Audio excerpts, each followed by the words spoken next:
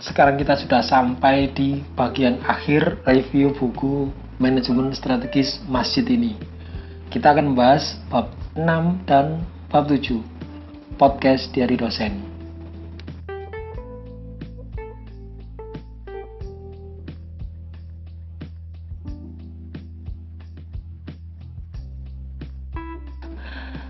Saya berharap teman-teman tidak bosan ketemu lagi dengan 4 video. Ini adalah video keempat. Kita akan kembali membahas, sharing barangkali lebih tepatnya ya, saya mereview karya perdana saya ini. Semoga ini benar-benar bisa memberikan ya mungkin sedikit wawasan gitu ya tentang manajemen strategis yang diterapkan di masjid. Bisa memberikan peran yang mungkin sedikit lumayan setidaknya gitu ya, saya turut berkontribusi untuk pengembangan ilmu manajemen dakwah. Nah, episode kemarin kita membahas bab 4 dan bab 5 ya. Di episode yang terakhir ini saya akan mulai masuk ke bab 6 dan bab 7. Jadi bab 5 terakhir kita kan kemarin membahas tentang perencanaan strategis ya. Jadi rencana strategis masjid itu bagaimana sih prosesnya, visi misi, terus proses perumusan visi misi dan seterusnya gitu ya. Nah, bab 6 ya, kita akan berbicara bagaimana itu diimplementasikan, bagaimana strategi itu diimplementasikan. Jadi, Menstra itu tidak hanya berhenti di Renstra. Kalau hanya Renstra saja ya percuma kan, nggak ada pelaksanaannya, nggak ada penerapannya. Jadi ya nggak bisa akhirnya kan kesuksesan itu diraih, apalagi dalam jangka panjang kan nggak mungkin. Makanya setelah dibikin renstranya, maka ini harus dijalankan, ini harus diterapkan. Nah, bab 6 ini akan menjelaskan bagaimana sih gambarannya secara teoritis dan bagaimana contoh penerapannya. Nah, ini ya, bagaimana contoh penerapannya di masjid. Karena ini faktanya sudah pernah diterapkan dan berhasil. Itu kira-kira seperti itu. Ada banyak ya, ada berapa ini? 6 atau 7 hal yang saya bahas. Yang pertama adalah kebijakan masjid. Jadi ternyata ketika masjid itu sudah punya renstra, ketika dia nanti hendak mengimplementasikan, dia harus benar-benar bisa memikirkan ya kebijakan masjid, how to image, how to manage, dan how to make success. Jadi bagaimana sih sebuah persepsi gitu ya tentang masjid atau image tentang masjid itu bisa diubah. Yang sebelumnya masjid itu identik hanya digunakan untuk sholat gitu ya, lalu mungkin program kerjanya itu mungkin sedikit gitu ya, tidak bervariasi dan seterusnya. Ini diubah ya, image-nya bahwa harusnya masjid itu adalah pusat peradaban umat Islam. Nah, mengubah image ini itu tentu saja kan tidak mudah ya. Mengubahnya tidak hanya kejamaahnya bahkan. Jadi dari wawancara saya, beliau menjelaskan perubahan image itu bukan hanya kejamaahnya, tapi ke pengurusnya sendiri. Karena pengurusnya sendiri boleh jadi masih punya pandangan yang konvensional. Nah, ini yang harus dilakukan. How to image, bagaimana bisa menyamakan persepsi ya, image masjid yang hendak kita bangun itu begini. Mungkin kalau di dalam pemasaran itu istilahnya branding image gitu ya. Branding image, bagaimana membangun image tertentu dari personal, mungkin perusahaan, dalam hal ini adalah masjid. Nah, itu how to image.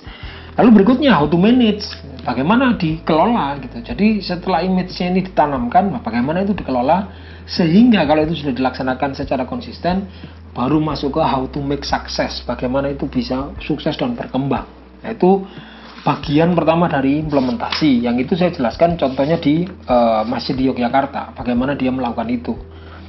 Lalu yang kedua ya, dari implementasi strategi adalah alokasi sumber daya. Jelas ya, sebuah strategi itu bisa berjalan kan harus ada sumber dayanya, harus dialokasikan, SDM-nya ditata, dananya dibikin budgeting ya, diatur bagaimana dananya bisa membiayai seluruh strategi atau program kerja yang sudah dibuat, misalnya begitu ya kan.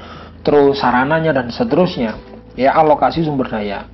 Lalu yang ketiga pengelolaan konflik. Lah, ini yang juga lumayan gitu ya. Jadi ternyata ketika ini nanti diterapkan, bisa saya prediksikan tidak mungkin dia akan berjalan dengan lurus gitu ya, lurus saja gitu, enggak, pasti ada kerikil-kerikilnya lah. Nah, ini kan mungkin penolakan, konflik mungkin antara SDM dengan pimpinannya gitu ya, ketua umumnya yang mungkin punya visi besar. Nah, itu bagaimana bisa dikelola dengan baik.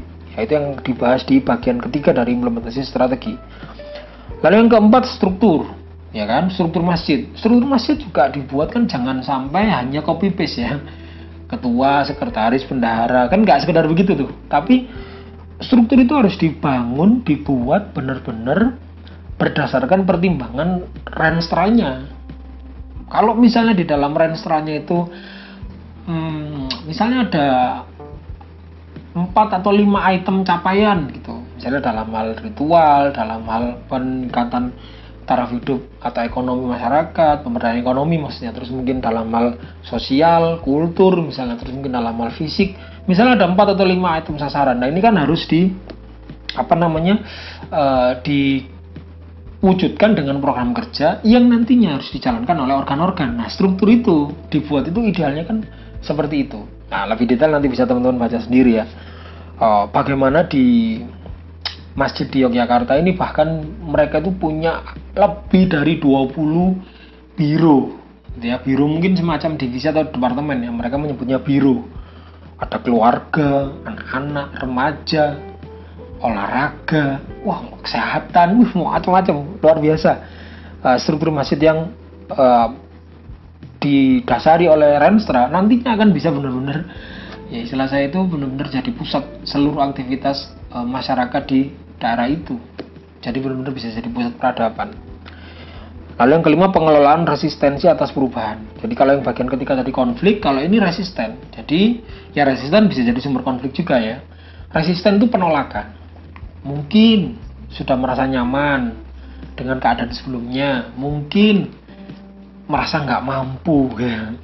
Merasa nggak mampu itu kan respon paling gampang adalah nolak perubahan karena saya nggak mampu berubah, misalnya begitu. Nah ini harus dikelola juga ya, supaya Renstra bisa berjalan. Kan kalau tidak ya konflik aja terus nggak bisa berjalan. Nah itu nanti akan saya jelaskan di situ contoh penerapan pengelolaan resistensi atau penolakan dari SDM atau dari pengurus gitu ya. Luar biasa, sangat menarik. Yang kelima dan keenam ini saya memberikan gambaran konkret ya, bagaimana sih program kerja masjid di Yogyakarta yang saya teliti itu.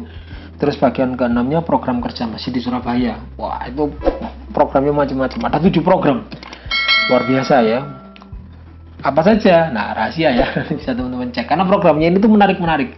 Yang barangkali kalau dicek di sebagian besar atau mayoritas masjid yang ada di Indonesia barangkali tidak banyak yang punya program-program seperti ini, dan programnya itu sangat unik, sangat revolusioner gitu ya, baik di masjid di Yogyakarta maupun di Surabaya ya. Jadi ini adalah isi dari bab 6, ada kurang lebih 6 hal ya. Ketika diimplementasikan ya, masjid harus punya kebijakan how to image, how to manage, how to make success, alokasi sumber daya, SDM, dana, sarana dan seterusnya, pengelolaan konflik ya, lalu struktur masjid itu seperti apa ya, lalu pengelolaan terhadap resistensi, penolakan dari pengurus, dan bagaimana sih contoh program kerjanya. Nah, itu saya bahas semuanya di bab 6. Yang terakhir bab 7, Renstra itu sudah dibuat terus dilaksanakan. Nah di dalam pelaksanaannya misalnya dalam 1 tahun itu kan pasti wah banyak itu dinamikanya kan gitu kan. Ada yang sukses, ada yang kurang sukses, ada yang sangat melebihi ekspektasi misalnya. Nah itu bagian dari bab ke-7 inilah yang sangat juga penting gitu ya, nantinya menjadi pijakan bagi Renstra berikutnya gitu ya, perbaikan terus menerus sehingga kesuksesannya itu bisa sustainable gitu ya. Jadi ada penilaian dan evaluasi. Nah ini saya jelaskan ada 3 hal. 2 bagian pertama dari bab 7 itu berbicara hasilnya. Jadi di masjid di Yogyakarta hasil implementasinya itu seperti apa. Jadi program A, B, C, D ini hasilnya bagaimana sih. Tentu saja di sana ada data-data yang realnya gitu, betapa luar biasanya hasil yang dicapai. Bagian yang kedua juga sama ya, hasil implementasi strategi masjid di Surabaya. Nah baru di bagian ketiga saya jelasin proses evaluasi dan evaluasi strateginya itu bagaimana sih yang seharusnya di dalam konteks masjid. Ini kan yang saya yakin sangat berbeda dengan perusahaan secara umum. Kalau perusahaan secara umum mereka misalnya bisa menggelar raker gitu ya, raker di bulan Desember misalnya, akhir tahun mereka bikin raker. Kalau di masjid bisa seperti itu nggak ya gitu? Bisa nggak kira-kira misalnya masjid bikin pengumuman, ayo kita raker di hotel mana misalnya gitu ya. Kayaknya sepertinya kalau masjid tidak bisa seformal itu. Nah, di sini di dalam bagian ketiga di bab ke-7 ini saya jelaskan bagaimana sih sebenarnya proses penilaian dan evaluasi dalam konteks masjid. Bagaimana pengurus masjid bisa mengadaptasikan ya penilaian dan evaluasi itu pada konteks mereka gitu ya. Termasuk contohnya dalam 2 masjid yang saya teliti tersebut. Nah, dari situ ya, ketika Renstra dibuat, visi misi dibuat dengan tepat, analisis internal eksternalnya kuat, dibikin strategi, dibikin tujuan tahunan, di breakdown ke strategi, di breakdown ke program kerja, lalu diimplementasikan, ada alokasi sumber daya, pengelolaan konflik, resistensinya dikelola, begitu ya. Lalu program kerjanya dilaksanakan. Lalu di bagian ketiganya dinilai, dievaluasi, diperbaiki, dijadikan pijakan lagi untuk Renstra. Nah, cycle inilah kira-kira yang bisa saya saya duga, saya punya sebuah harapan besar. Cycle yang seperti ini itu akan mampu menghasilkan masjid yang sangat perform gitu ya. Kalau di dalam bahasa perusahaan, performanya itu luar biasa. Bukan hanya performa secara ibadah ritual, tapi juga ibadah sosial. Ya, dua-duanya seimbang. Kalau ini sudah seimbang, bayangin ya, ritualnya kuat, ya. Sedikit saja misalnya, contoh ini saya contohkan. Di salah satu masjid yang saya teliti ini itu bahkan dibuktikan jamaah sholat subuh di masjid ini itu separuh jamaah sholat Jumatnya. Bayangin. Kalau masjid ini kapasitasnya 1.300, sholat Jumat kan full biasanya 1.300. Berarti ada 600 lebih orang sholat subuh berjamaah setiap hari. Luar biasa ya. Ayo, masjid mana yang sama sholat ini selain Masjidil Haram, Masjid Nabawi ya, bukan, maksudnya masjid di Indonesia ya, yang jamaah sholat subuhnya itu konsisten 500-600 bahkan lebih. Itu kan sesuatu yang menurut saya sangat luar biasa ya. Biasanya kan sholat subuh itu jamaahnya 1 soft gitu ya, 2 soft gitu. Saya beberapa kali juga sholat di masjid besar. Rumah saya kebetulan dekat dengan masjid besar di Surabaya. Saya pernah sholat subuh ya cuma 1 soft gitu, paling nggak nyampe 100, bahkan 1 soft itu nggak penuh gitu ya.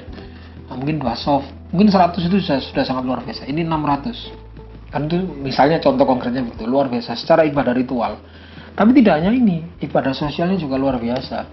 Bayangin kalau masjid bisa mengubah citra kampung yang dulunya basis PKI sekarang menjadi kampung Islami. Dia luar biasa ya. Kulturnya berubah, dia bisa juga menata agar bagaimana sih masyarakat itu bisa benar-benar punya berkembang nilai-nilai Islami di seluruh masyarakat. Ya, nilai kemaksiatan itu benar-benar bisa istilahnya itu ditekan gitu, benar-benar ditahan supaya tidak benar-benar menjadi kebetulan masjid yang di Yogyakarta itu dekat dengan jalur menuju tempat wisata. Wah, itu nanti saya cerita semua. Beliau cerita, wah ini bahaya nih kalau nggak diatur, bisa kayak Bali. Maksudnya bisa kayak Bali itu gaya hidupnya benar-benar seperti bule-bule yang begitu. Nah, ini kan masjid harus tampil untuk bisa menahan gempuran ya dari nilai-nilai barat yang tidak sesuai dengan nilai-nilai agama ya. Nah, itu yang mungkin saya sudah terlalu banyak cerita ya, lebih detail teman-teman bisa menikmati sendiri, silakan teman-teman baca. Buat yang sudah pesan, sekali lagi saya ucapkan terima kasih luar biasa, terima kasih yang sebesar-besarnya teman-teman mensupport ya saya, dan semakin membuat saya semangat untuk ya, selain saya sebagai dosen menerapkan Tridharma, sepertinya memang benar-benar hasrat untuk menjadi penulis itu sangat hidup dan ingin saya teruskan tulisan-tulisan saya yang lain, buku-buku yang lain tentang manajemen dakwah. Kedepan saya punya rencana menulis tentang kepemimpinan Rasul, terus juga manajemen SDM dakwah dan sebagainya. Semoga dengan dukungan teman-teman semuanya saya bisa menyelesaikan buku setiap tahun, setidaknya satu tahun sekali lah. Saya punya target, ini tahun 2021, berarti 2022 saya mentarget ada buku baru yang terbit. Semoga nanti bisa saya review lagi dan saya bisa ketemu dengan teman-teman. Sekali lagi terima kasih yang sebesar-besarnya telah menyaksikan video yang ala kadarnya ini. Dan dari episode 1 sampai episode keempat. Terima kasih. Podcast Diari Dosen sign out. Wassalamualaikum warahmatullahi wabarakatuh.